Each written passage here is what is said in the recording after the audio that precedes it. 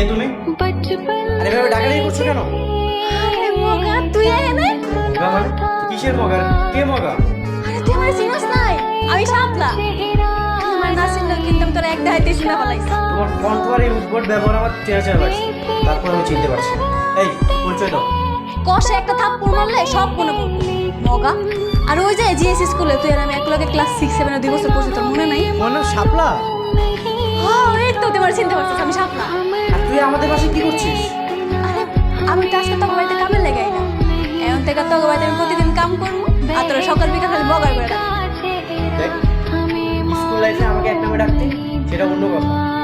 এখন এসব উল্টাপাল্টা নামে আমাকে ডাকা যাবে না। আর তুই আমাদের বাসায় কাজ করবি কেন? পেটের দাওয়া করবো। আর তোর বকা করে সমস্যা কি? স্কুলে কত মগা আমি করছিলি। শোন তুই যে আমার স্কুল লাইফে থাকতে গোপন কথা কইছিলি আমি কিন্তু ভুলি নাই, আমার অনমনা আছে।